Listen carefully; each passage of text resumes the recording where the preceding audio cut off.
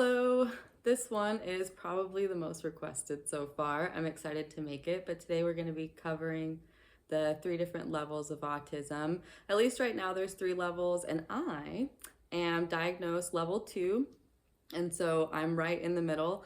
And I've also worked in a professional way with people who are level 1, people who are level 3. I've helped them in their homes, I've helped kids, I've helped adults. So I'm excited to talk about this topic, and I'm excited to give you guys kind of practical ways, like actual examples of how you can help these individuals at each level. So let's get into it.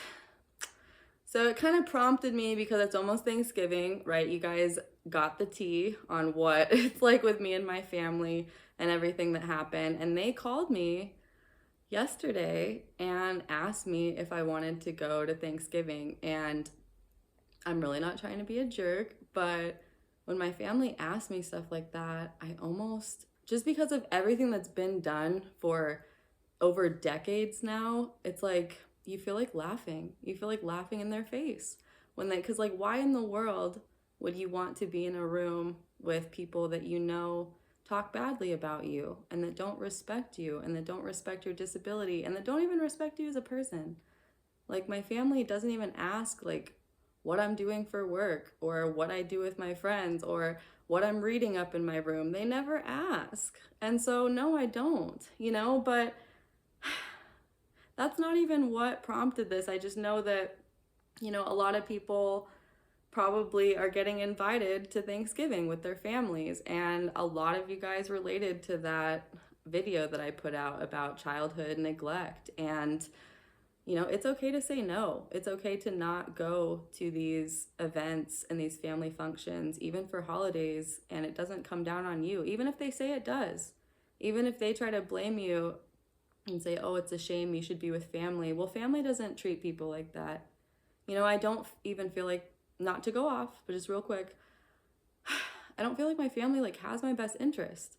Like yesterday when we were on the phone, they joked, but okay, so my family lives on the really nice side of town and it's super safe and everybody has surveillance cameras and everything. And I don't, ever since I got kicked out and I've been struggling to find somewhere to live, the only place that I have to live right now is not in the best area. And I'm so thankful to be staying here, but it's just not, when I first got here, I was just talking with the landlord. I'm like, yeah, it's a nice area. I like it. And she was like, yeah, I mean, it's okay. You have to be careful. And I was like, but I respected that because at least she tells me. But anyways, it's no secret that where I live isn't the best. And I hear big bangs, if you catch my drift, pretty often. And my family knows, that I do protect myself and everything. And so they kind of joked on the phone, like, you still sleeping with your dog and your Glock?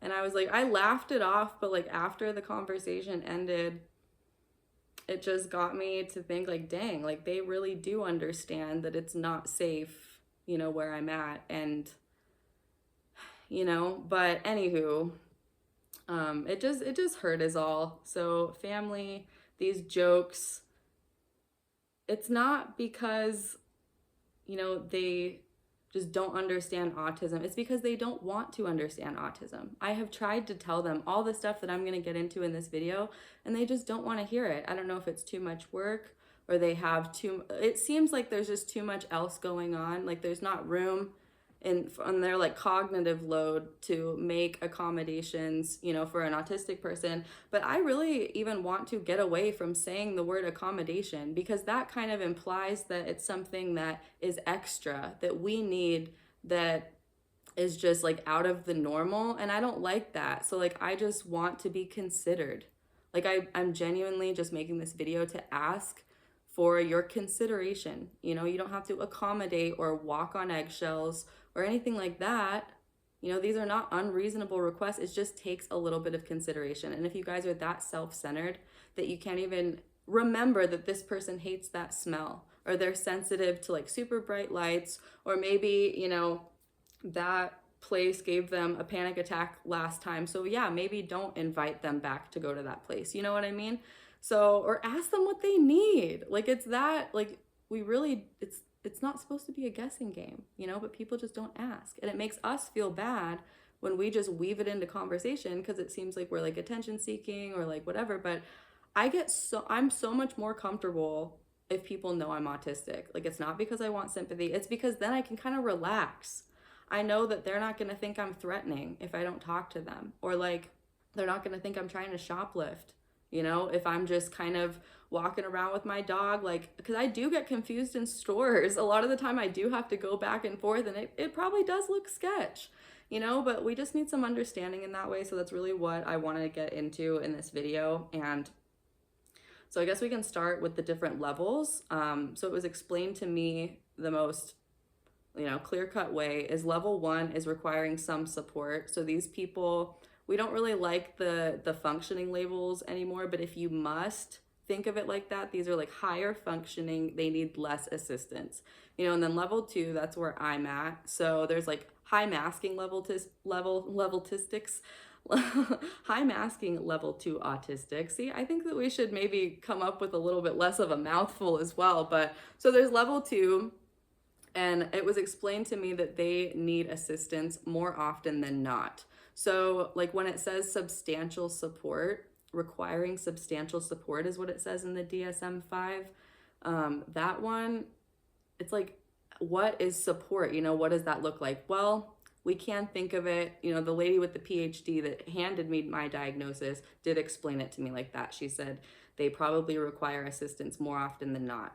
So the fact that I've just been living by myself, and running a podcast, and I'm trying to come up with a better balance. But if I'm being honest, those first videos that I put out, the video was all I was able to do for that entire day, sometimes days. And like, I wasn't eating, I wasn't showering, I wasn't like, I wasn't cleaning my house, I wasn't making my phone calls, I wasn't, I was just, so I'm working on finding the balance. But I'm suspecting that people are probably like, oh, well, you just look so normal on YouTube, well, you're just, you, but think about, most videos are at least a little bit premeditated, some more than others, but you have that time to mentally prepare. You're like, okay, I'm going to talk normally for 30 minutes to a camera or whatever it is, and you can get yourself in that mindset. And there's no surprises. Like, everything follows a script, what I want to talk about.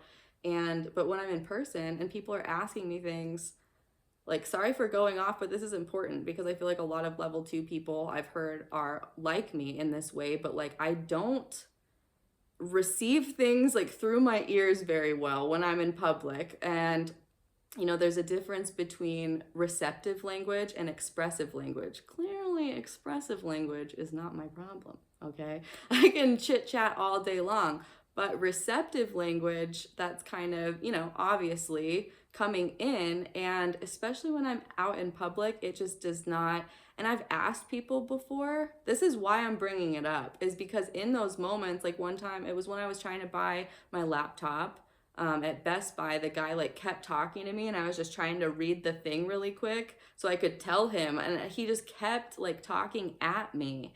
And like, people will talk at me with instructions a lot of the time, and I tell them, I'm like, hey, can you give me a second? I just like process things differently. Or I have trouble with like auditory, like I've pretty much used everything under the sun to try to get people to respect this, and it's just not clicking. So sorry, I have to be kind of blunt, but like, stop talking at us.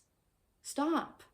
Because it's just like, it's almost like the train of thought that we're trying to, whatever you're asking us in public, the train of thought that we're trying to gather is like building like a house of cards, right? We're almost there, we almost got it, and then you talking like, pfft, and we all have to build back up. And then someone starts talking, or like, a kid cries, or, something happens, and it's like, everything's just, so please, just give us a little bit of space. We process things very differently. It doesn't mean that we process them less. In a lot of cases, we're actually processing more. It was a wild statistic, and it's been a while since I've read it, so I'm not gonna, say for sure what it is, but it's high. I want to say it's like 70%. But like, we take in 70% more information or something. It's at least 50% more. It's at least double. But just, our senses are so much more sensitive, and we have to be so much more strategic about everything that we do. got to pack our sensory supports, got to make sure our blood sugar doesn't crash, got to make sure it aligns in this, period of my hormonal cycle, and like all this stuff. And it's exhausting. So, like, the least people could do is just be considerate with autistic people. They're already juggling so much. Okay. So that's level 2. Like, you're going to have significant struggles just balancing. Like, that's the key word. Like, you have trouble balancing things, I would say. I do, at least. And then level 3, some people might be nonverbal at this level. They might need assistance going to the bathroom. They might need assistance with eating. They might have a communication device. And level 3, so level 2 was requiring support, substantial support. So that's like more often than not. And then level 3 is going to be requiring support almost around the clock, if not around the clock. And like I said, it's just going to be a little bit more hands-on, this support. They might need to be redirected, like physically, gently. We can do that respectfully, and I'm going to make more videos about that. How we can respect more of like level 3 autistic adults that might be nonverbal. And that is such a hard thing to speak on, and it's so, like, I have to be so careful. But I really do feel like I've put in the time to, build these relationships with these individuals, and I do feel like it's worth speaking about, because I do feel like, they respect me, and I do feel like I really respect them. So I would love to share about that. But so that's kind of where level 1, 2, and 3, and a main takeaway from all of those levels is people can fluctuate. So based on your emotional regulation, if you're really dysregulated, I go into level 3. And notice I didn't say dip down into level 3. Like, I've caught myself a couple times, because if you notice, that suggests that some levels are above the other.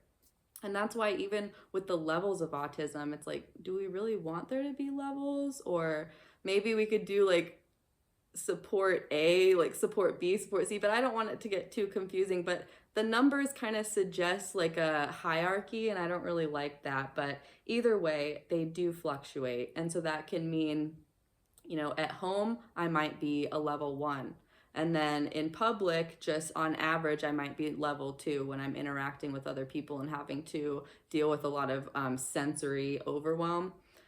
But then there also could be level 3, right? Something happens when I'm in public, I get thrown off. Now all of a sudden it's not safe for me to drive. And yes, that does happen with normal people as well. You shouldn't drive when you're not regulated. But either way, with the level going into level 3, like, I can't really make decisions very well. Like, if I'm in a store, I might buy the wrong thing. I might pay with the wrong credit card. And sometimes that really messes me up. Like, if I use my credit card instead of my food stamps card, and I blow the last $200 on that card just because, they don't mean harm by it, but just because the cashier was asking me about, something on my shirt or something. So, like, I don't want to say don't talk to autistic people, but like, if you see them in the middle of a task, just be observant and don't interrupt, because their thought process is so strategic, and I don't want to say fragile, but it's just so intentional that, like, you just have to be respectful not to disrupt that. And that's the best way I could try to describe it. I am going to use Chat GPT for a little bit of this, because, technically, since I am level 2, I don't want to put words in the mouth of, level 1s or level 3s, and I don't want the comment sections to, go south. So we're just gonna do the levels here. So level 1 is some help needed, independent in most areas, might need support with social skills. Level 2 is more frequent support needed. So they need help with organizing tasks, managing emotions, and social interactions. Level 3 is full-time support needed, requires help with daily tasks, emotional regulation, and safety. Emphasize that these levels are based on support needs, not how severe or obvious the symptoms are. And that's such an important point. So they will fluctuate. They're not always obvious. And like I said, they will fluctuate kind of based on environment, but they'll also fluctuate throughout our lives. So a child that might be diagnosed level 2 or 3, if they get the proper care, going through their adolescence, by the time they're an adult, they might be a level 1, and they do reevaluations or reassessments. And then you can kind of, people's levels of autism actually change. I just received the level 2 to 3 one just a couple months ago, so I imagine it's still pretty like around there. But I hope to get, to level 1 later in life. And so with the right supportive people, I'm very optimistic that I can do that, and I'm very optimistic that you can as well.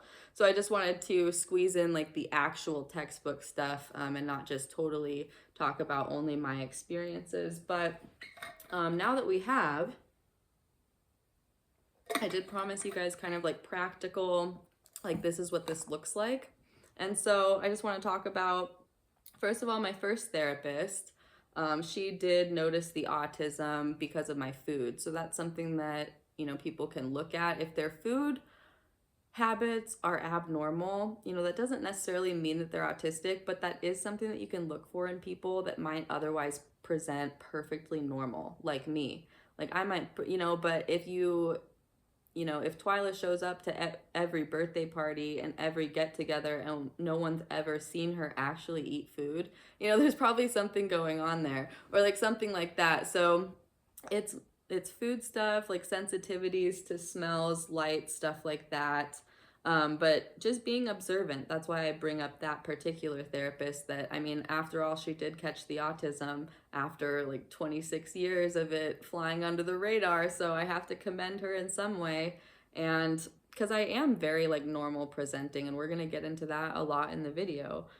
My psychiatrist, they're all different. Some of them are amazing. Some of them are absolutely terrible. I don't even have time to rant about that right now.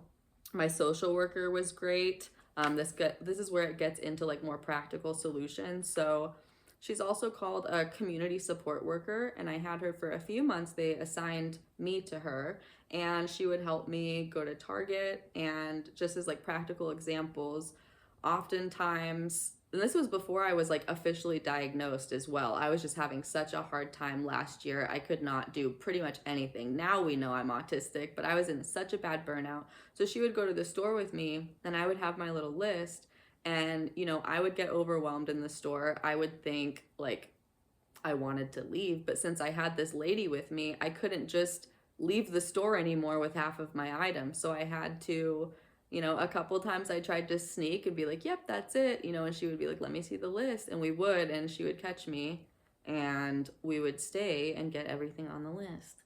And it might, I might have been sweaty. I might have been, I might take a little bit in my car before I drive home because I get really upset at the checkouts for some reason. That's like the most upset. I've blacked out in more Target checkouts, dude, than I have at any birthday parties. No, but not even from, being intoxicated in any way. That was a joke, but just like my anxiety. I've had so many anxiety attacks in specifically Target checkout lines where just all my vision goes black, and I have had to crawl into the bathroom, like covering my face, crawling into the bathroom until I can get like wet paper towels on my face and then come to. It's horrifying. But like, that's what I mean. I just made a little dark joke there. Sorry. But yeah, so the social worker was great. She went to appointments like that. Like a lot of times I would, I would have problems with whether it's the secretary or, someone that I probably shouldn't have been arguing with them, but I was arguing with them, and she would kind of like elbow me, or a couple times she had to like escort me away just because I get, that's where it comes in. People can say, you don't look autistic, like all you want. But go ask her. Go ask any of the people that I've been in relationships with. Go ask any of my family members that don't have something to gain from invalidating that, okay? Because it's been there. So whether you guys want to listen to me or not, I'm just trying to give you like, hey, this isn't up for debate. I'm just trying to give you examples on how I've used different support. So it's great to get a community support worker. Sometimes like if you have a good friend too, like you can call them. I just called her in so many panics because I didn't have a friend. I didn't have someone to pull me out of these pits of despair sometimes, of this overwhelm. I let myself get way too overwhelmed, and that's a huge autistic thing because we struggle with black and white thinking. So when something goes wrong, You know, it's just like everything is wrong because it's like, oh my gosh, my whole plan is derailed, my strategic plan. No. But it really does just get derailed. So, and then I've mentioned on here, I think he's kind of like a similar title, like a community support worker type thing, but the guy that was late diagnosed that helps me at the like autism center or like clinic or whatever they call it. I don't even know because that sounds so weird. It makes it sound like we're all walking around with like these diseases that need to go get cured, and it's like I'm gonna go down to the autism clinic. But for real, they do like a couple times, even just like a waking up from like really bad night terrors and stuff. Luckily, if it's like in the morning when they're open, I've just driven down there, you know, because I'm just so, I try to calm myself down for a little while, but sometimes when something is upsetting enough like that, it can kind of linger. And so in order for it to not throw off my whole day, sometimes I go in there and have them just kind of sort through my stuff with me. And which brings me to like a couple more therapists over there. This sounds embarrassing, but like it's rough out here. I've just gone in like in a crisis a couple of times, and this is not like I'm gonna harm myself or others. This is just like I am so overwhelmed that I'm hyperventilating, and I've been hyperventilating for 2 hours. Please help me. And then usually some nice lady who doesn't have a client at that moment will take me in her office and we'll introduce ourselves and everything, and then she'll make a list like all the things that I need to get done, and then she'll help me prioritize them. And related to that, but way before I knew I was autistic, at one of my jobs, I would be doing prep in the morning. So I would go in the mornings and I would write down all the stuff that I needed to prep. And then it was so cool. I would take that list to whoever was the manager on, and I would just say, hey, can you number these for me?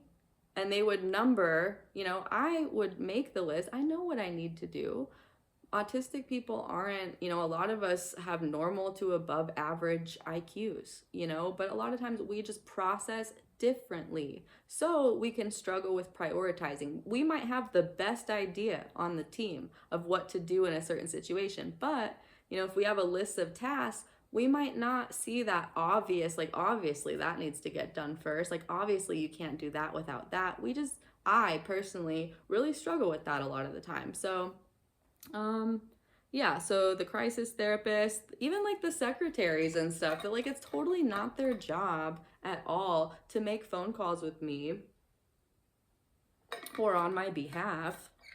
But a couple of them, I'm sorry, these poor secretaries, they usually are just the messenger, but they tell me something, like something got canceled or something changed or something, and I'm like having a meltdown on the phone. And like one of them a couple weeks ago, you know, I was juggling like 4 or 5 referrals from the doctor. I was so overwhelmed. I had just a bunch of stuff that I can't even get into, max overwhelm.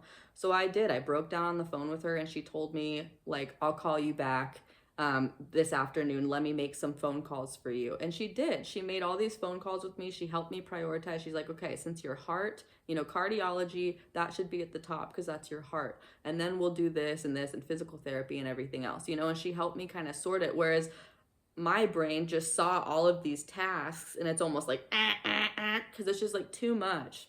But if you just break it down into little bite-sized chunks, you know, but the people that have helped me do that, like they make a list for me, they help me prioritize, or they help me just break down all the steps in different tasks, or even just sending me a link, sending me a phone number.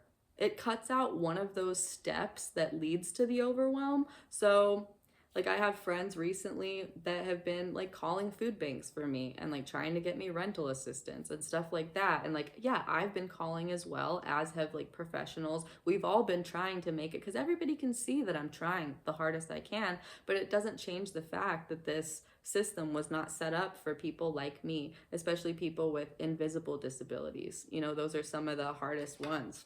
Like I'm so fortunate for my physical health, but sometimes I catch myself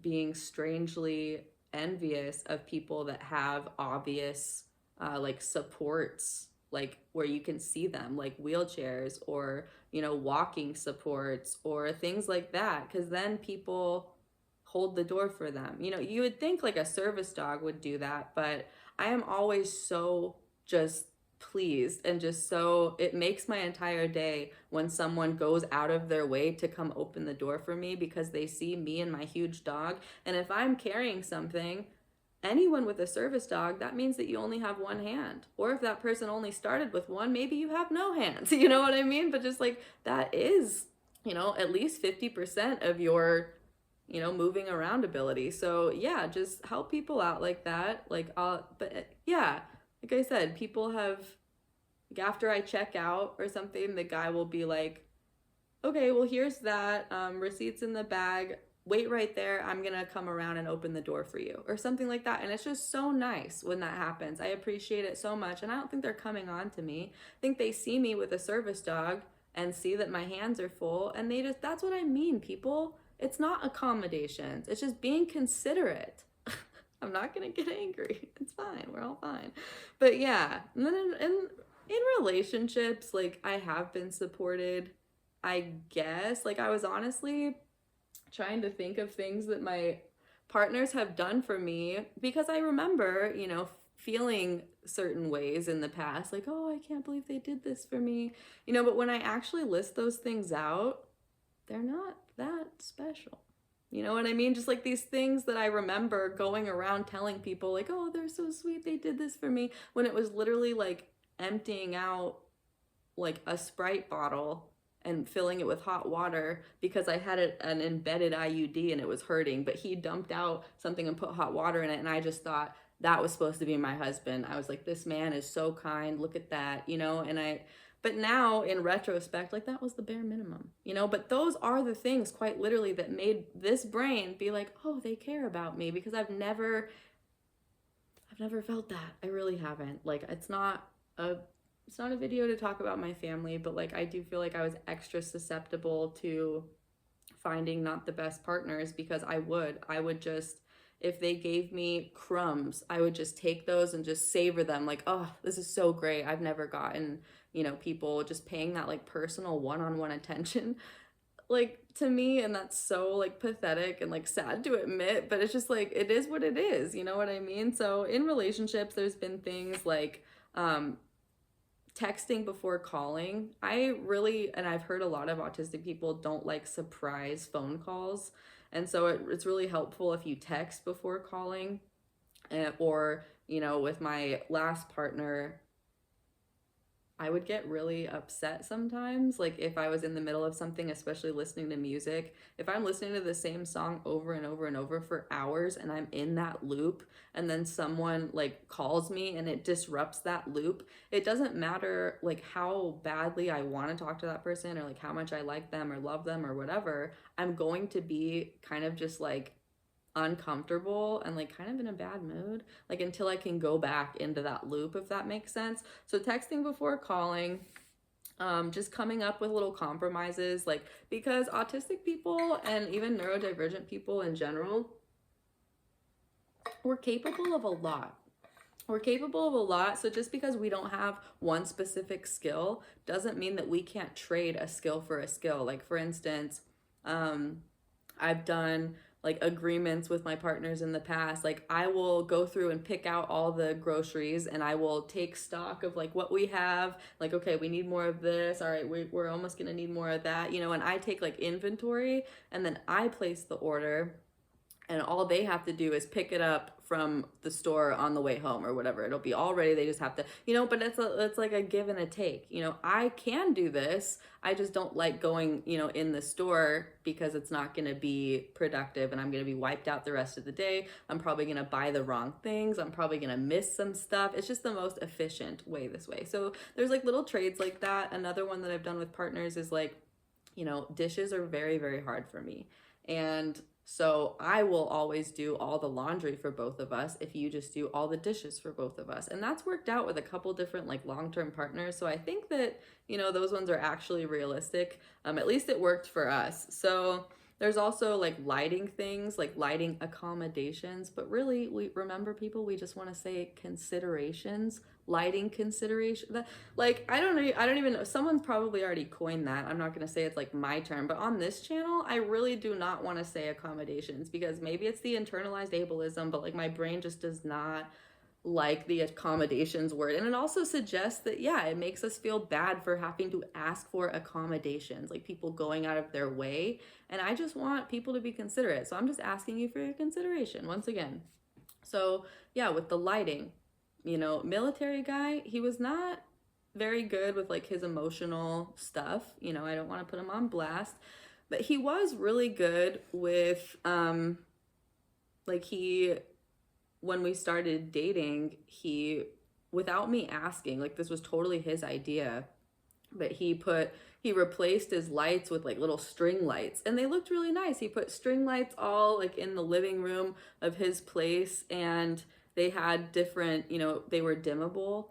And so, and I never flipped on the light after that, and neither did he. Whenever we would go inside, he would always, and then we didn't have to do that anymore, and it was so nice. And then when he was there, we could have the dimmer lights on the brightest setting, and then when he wasn't there, I had the dimmer lights on the lowest setting. I mean, I like minimal light. I used to get these shooting pains behind my eyes when I was little, and so my eyes have always been really sensitive, but they're blue. So I mean, people say that they're more sensitive. I don't know, but yeah, the food too, like making food accommodations, that was the biggest thing for him and I, the military guy, was like food. And it was really helpful when he kind of just like gave his friends that the heads up, like if I did agree to go out with him and his friends, which was a huge deal for me, at least. I won't say autistic people, but at least for me, it was very hard. So it relieved so much anxiety if I knew that he already had it shouldn't be awkward, but like it is an awkward conversation sometimes, when people, they have to say that I'm autistic or whatever, or I have to say that, rather, it can be awkward. So it's nice when I know that someone already had that like tricky it shouldn't be tricky, but it is right now, so I'm just gonna refer to it like that. But yeah, it's nice when I know that everybody involved already knows that I'm the autistic girl, so then I don't have to worry about acting a certain way. I'm just myself, and they don't make those assumptions like she's creepy, she's threatening, she's whatever. I'm just existing there, and I don't feel that pressure. So but ask the autistic person, of course, because I know a lot of people on the autism spectrum don't necessarily like people knowing, and I totally get that too. I'm that way in a lot of situations. I'm like, they don't deserve to know. They're not going to understand. I'm not going to tell them. And I am like that a lot, but I've just found that, yeah, it just helps my anxiety overall. And I'm so like not caring anymore that, I mean, obviously, like it's freezing here today, okay? But I did not get ready at all. I'm like, well, it seems like the videos that have done the best and like blown up are the ones that I don't really plan or get ready. So, but yeah, giving the friends a little bit of heads up, and just like related to that, not pressuring us all the time to go out and be social. Like if you go into a relationship with an autistic person who says, they're autistic, or even if they don't know that and they're very upfront at the start about not really liking to go out a lot, don't say that that's okay at the start of the relationship, and then into the relationship start pressuring them and like making them feel guilty or like boring or whatever for not going out, because it's like, I like to be at home. I thought that that's what you wanted too. But yeah, so I just don't like when things like really flip-flop like that. And the last thing I didn't get to on this little sheet of notes here is just like check on them. Like that's the best thing. It seems obvious, but that's like the best thing that you can do that's the best thing that you can do for especially autistic adults. Just make, like, my friends, the only reason why they're calling food banks for me and calling, for the rental assistance is because I told them, they did check on me, and I'm like, you know what, it's been super rough. I actually don't have food at the moment, but you have to check on them. So far in the video, if I could give you like any just main points, it says check on them. And then there's really just two huge things that you can do for autistic people. And I have them right here. The two main things is let us know exactly what is going on. I'll get into that a little bit more, but that's the one thing. And then another thing is don't make us feel weird. Like, it's you. A lot of the things that we do, like, they're not even that weird. And weird is all subjective. It's just based on what you guys have deemed normal. If I fall out of that like bubble of normal, then I'm weird. And it's like, well, a lot of these things are for regulation. Like, it might just be You know, it might look like she's the weird girl doing that thing again, but like, you don't know that that's actually keeping me calm and keeping me, you know, feeling more like everybody else, just like kind of at ease in a situation that's so hard for me to be at ease. So let us know exactly what's going on and don't make us feel weird. Like, stop talking at us. Like, I did want to make sure, but I already mentioned that earlier. And then the detail about, yeah, the more detail about the location that we're going to, the better my anxiety is going to be. So, like, if you tell us what the parking situation is, or like what the arrival time versus the start of the event time, or what time it's going to be done, what the food situation is, the duration of the thing, what to wear, like all of that stuff, like of course feel it out, because we don't want to make autistic people feel like we don't think that they're capable of making these decisions, but just ask them, like, do you want any more info, like, or yeah, just give them like, yeah, I think I'm gonna park here, or already Googled parking for us, looks like we can park. That will help so much. So it's really simple things. And these are not, again, these are not accommodations. I don't want to say these are small accommodations, but they're small considerations. You know, working with so many level 3 people, I learned that it's so easy to train our brain into just always being in a state of consideration. I wasn't like that at the start. And I'm not saying like I hurt those clients or, you know, even like emotionally or anything. I'm just saying like, you know, you can't always do things in the order that you feel like doing them. Like that could be detrimental for that client. You know, because of that client's needs, you might need to be thinking way ahead and be like, no, we need to do this first before that, because I want them to be, you know, whatever it is, setting them up for success. So you just always have to be kind of, you know, looking out a little bit ahead. And that's what autistic people do for ourselves. Like, we have to be planning ahead because we're so sensitive, both emotionally and just all of our senses are so sensitive. We have to strategically over plan everything. And that's why we get so bent out of shape when plans change, because it's like this whole thing, just this little minor detail to you that's just like, oh, by the way, this has changed. You know, to an autistic, it might be like, what do you mean? You know, because it was that little thing that made all these other things, at least to me, you know, in my reality and all the things that I need for that situation, if that makes sense. But yeah, there's all of that, being considerate. Yeah, and the whole being considerate thing, like, I just wanted to make the point, you know, if I'm having to beg people like this to be considerate, like, not to sound like a lawyer, but like, wouldn't that suggest that people have just kind of normalized being inconsiderate? Like, this is crazy that people are having to make entire channels just telling people you were traumatized. This is how to ask people for respect, and this is how to ask people to just be considerate of you. How sad. Shame on you. Society has failed, but we're gonna keep it light, so let's get back on track. Yeah, getting the door for service dogs, like the bathroom, if you and someone else with like a wheelchair or a service dog or something walk into a bathroom, let that person have the bigger stall. That, again, consideration. I should not have, no one should be having to teach these things. So I'm not even gonna get hung up on that. Or like the guy with ping pong today, we went to, yeah, see this lady for the job thing, and he just completely, like, he was talking to me and I ignored him because he was like, first of all, he was blaring, like he was on the phone and he was blaring in my ear, so I couldn't tell if he was talking to me or not. And then he asked her name or her breed or something, and I like kept I'm just trying to, like, again, just keep myself regulated. Everyone was talking, it was hot in there, and I was like, stop. I literally just wanted to disappear. And I ignore him. I finally answer him. I give him all the clear signs that I'm not interested in having a conversation. And then he starts coming towards us and like just reaches down to pet her, and she's marked. She's marked so many times, please give us space, she's working. And yeah, I just don't really know. I don't know how people don't think of that, but it makes people like me just not want to go anywhere, because we know that we're going to have to deal with people like you. And it doesn't mean that we don't want to be at our Christmas, you know, celebrations, or at family Thanksgiving, or at, you know, our friend's birthday party, or whatever it is, that we want to go to these things. We need to go to the store. We need to go to the post office, but we don't a lot of the time. We just skip because we're like, you know what? It's not even worth it. This lady today, I went to the job fair. That's where I was with this guy that tried to touch ping pong. She was so great.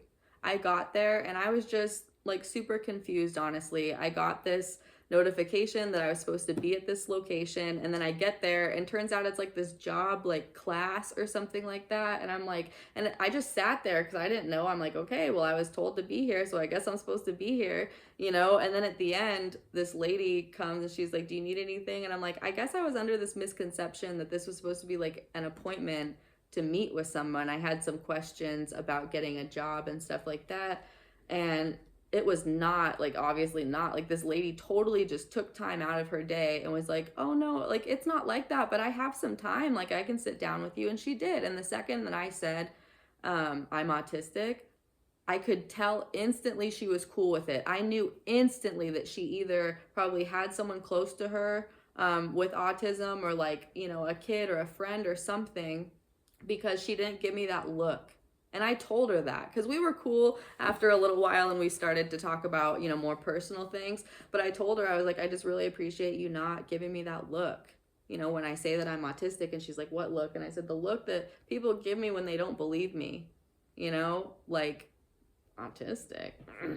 What do you know? And I'm like, dude, don't you think we get tired? Like, I know I don't look autistic, just like people with cancer probably don't look like they have cancer unless their hair's gone. You know what I mean? Like, so many things are invisible that you guys don't see. But anywho, I just wanted to, yeah, shout out to her.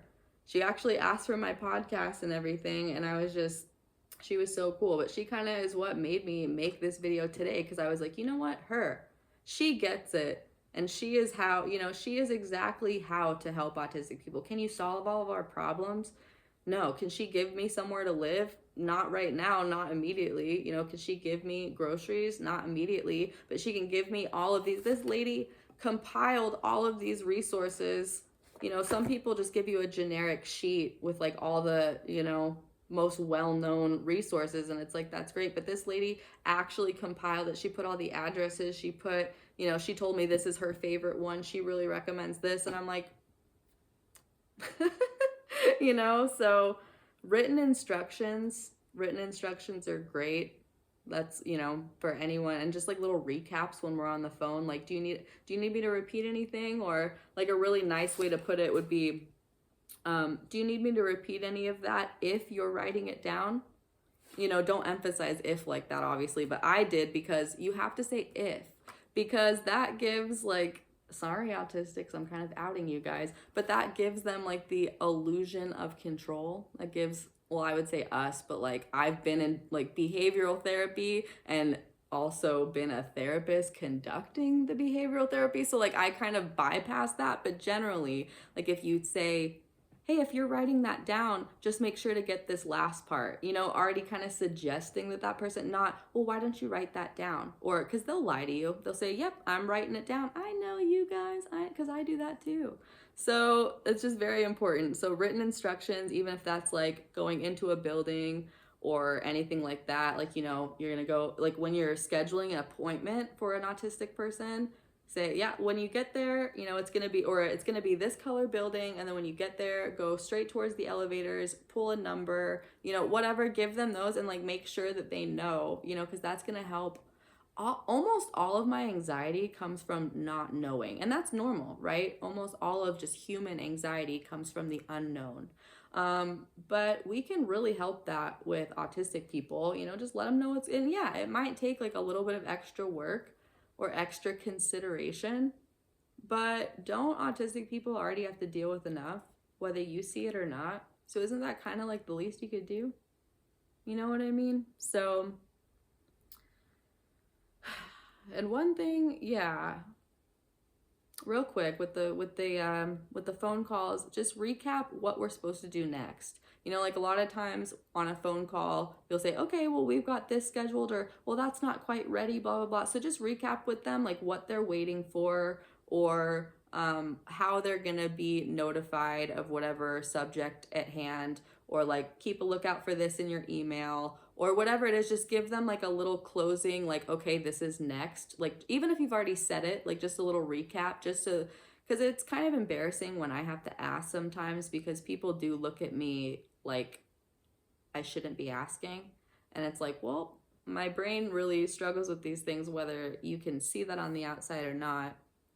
And please just stop, you know, how do I even want to get into this? I keep catching glimpses of the time, and I know we're getting up there, but this is really important. I've just written down a few phrases that I'm going to close with that people have said to me so many times throughout my life that have just really hurt. And they're things that you wouldn't think of that would be really hurtful. But one is like, well, didn't you ever consider, I get that with partners a lot, well, why didn't you consider that? Or like, well, didn't you think of that? Or why wouldn't you think of that? Just like things along those lines. Like when people say that to me, I just feel like saying, like, because my brain works differently. Like I was probably thinking of another very valuable thought. It just wasn't that one, So yeah, like why in the world would you think that? Or you don't understand. So many people have told me I don't understand, but like here's the thing. Even if I don't understand something, do you think that that's the most helpful thing to say? You don't understand? Because like a lot of the time I'm just disagreeing with you. That also brings me to my final one is you're not listening. Are you sure? Because I'm pretty sure I could tell you word for word what you've been saying for the last 30 minutes, but I just don't agree with it. You need to accept that. The whole let's agree to disagree thing is dying, and we need to bring it back, okay? Let's agree to disagree, especially in the politics and everything lately. Let's agree to disagree, or all of us are going to be very lonely, you feel me? Because it's getting sticky out there. So, yeah, all in all, just it's very easy to be considerate of people. And I didn't really get through any of these ChatGPT points, but yeah, is there anything? Summary. Whether you're living with invisible disabilities or supporting someone who is, remember that those needs are just as real as visible ones. We deserve respect, understanding, and the right to live independently. Final words of encouragement. If you're struggling with invisible disabilities, don't give up on advocating for yourself. You are worthy of support, and you are never alone in this. And I wish it didn't sound so generic. That's why I've been talking to you and not, ChatGPT, it's a tool, right? But it's not the same as an autistic big sister telling you this. And having said that, I think it's time for a hug. Come here. Come here. I'm so proud of you. You'll get it. Even if you're not there yet. This is Twyla's Couch. I'll see you next time.